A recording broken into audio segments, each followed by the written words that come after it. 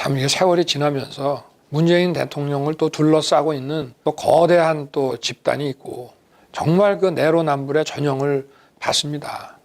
저는 문재인 대통령을 제가 오래 전부터 개인적으로는 모르지만 검사로서 그냥 이렇게 지켜봤을 때 참 정직한 분이다 이런 생각을 저는 해왔었어요. 아주 오래 전부터. 그리고 거기에 대한 믿음이 있었고 제 임명장을 받으러 갔더니 살아있는 권력에 대해서도 엄정하게 수사를 해왔으니 지금부터도 정부든 청와대든 살아있는 권력 개의치 말고 엄정하게 비리를 척결해 달라라고 당부를 하셨습니다. 저는 어떤 정권이든지 간에 권력 핵심에 그 비리를 검찰이 단죄를 해주는 것이 그 정권을 살리는 길이라고 늘 생각을 해왔습니다. 민주국가에서 정치 권력 입장에서도 자기들이 뭔가를 잘못했을 때는 별도의 그 사법기구로부터 자기들이 처벌받을 건 받아야 국민들로부터 지지를 받는 거기 때문에 그 말씀에 저는 아주 충분히 공감을 했고 그 말씀을 액면 그대로 이제 받고 했는데 참 이게 세월이 지나면서 문재인 대통령을 또 둘러싸고 있는 또 거대한 또 집단이 있고 정말 그 내로남불의 전형을 봤습니다.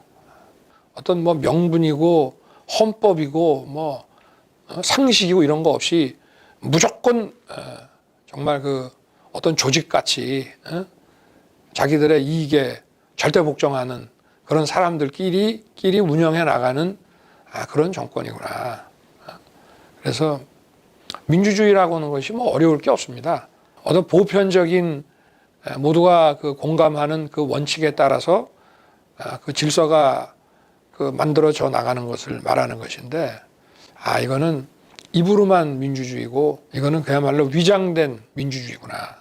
그리고 조국 사태 때 봤지만 소위 핵심 지지층들에 의한 여론 조작 그리고 어떤 거짓 선전 선동 이런 거로 국민들을 기만해서 권력을 또 유지하고 또 선거를 치르고 하는 아주 부도덕하고 정말 퇴출되어야 할 집단들이구나 하는 것을 깨달았습니다. 그래서 이런 것이 연장돼서는 정말 이 국민의 고통을 막을 수가 없고 더 이상 국민을 보호할 수가 없구나 그런 생각 때문에 또 국민들께서 열렬히 전면에 나서라고 또 요구를 하시니까 최선을 다해서 한번 해보자. 또 많은 분들이 도와주겠지. 그래서 시작을 하게 된 것입니다. 재판을 받아보는 사람들 말에 의하면은 지나치게 친여화돼 있다라고 하는 지적을 많이 하고요. 검찰은 뻔하지 않습니까? 시천만 원 대장동 수사 안 하잖아요. 지방정부가 사업을 하는데 어떤 사람이 한 8천억의 돈을 벌게끔 디자인을 해줬잖아요.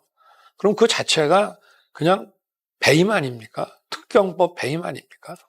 그래서 그 밑에 사람들은 구속이 됐는데 그걸 의사결정한 사람 멀쩡하게 있잖아요. 수사가 다 안 올라가지 않습니까? 그리고 배임 금액도 651억인가? 그걸로 했죠. 저 돈이 어디에 쓰였는지 어디로 갔는지 저 불법 자금에 대한 추적을 합니까? 전혀 안 했어요. 압수수색 했습니까?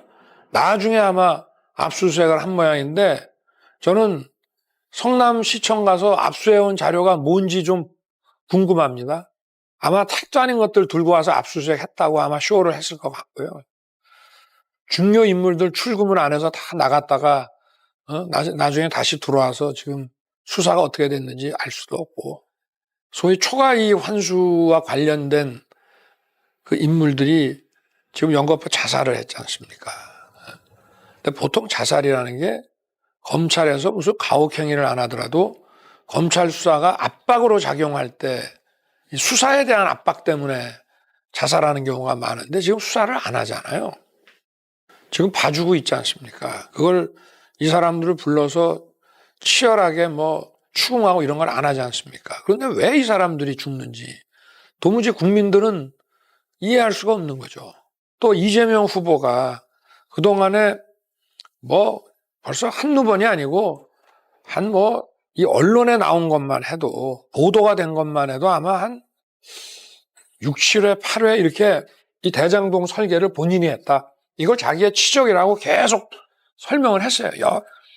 이번 사건이 있어서가 아니라 그 전에도 도장 한 방으로 성남시가 5천억 벌었다는 등 계속 했는데 그리고 이번에 자살한 사람 모르는 사람이라고. 난 그게 더 웃겨요. 아니 그 사람이 그 되게 중요한 위치에 있었던 사람이고 그 저 시 관계자다라고 같이 여행도 한참 다녀놓고 그 뭐 모르는 사람이다라고 하는 것 자체가 난 그냥 아는 사람이라고 그러면 안 됩니까?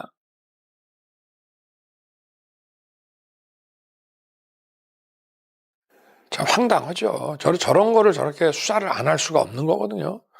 박근혜 대통령 시절에도 이게 이제 문제가 되고 하니까 검찰이 좀 친여 성향이 강하고 좀 편향적이다라는 평이 있었지만 그래도 마지막에 가서는 다 수사를 제대로 했습니다. 그래서 특검의 자료도 정상적으로 넘겨줬고 또 특검에서 마무리한 걸 받아가서 또 자기들이 마지막 처리를 했고 이런데 이거는 검찰의 이런 모습은 아무리 과거부터라도 본 적이 없습니다. 이게 어떤 정치 권력이 아무리 독재 권력이라고 그래도 이렇게 문제가 되고 터지면은 그거는 철저하게 수사해서 대통령 측근이든 누구든 다 처리를 해왔습니다.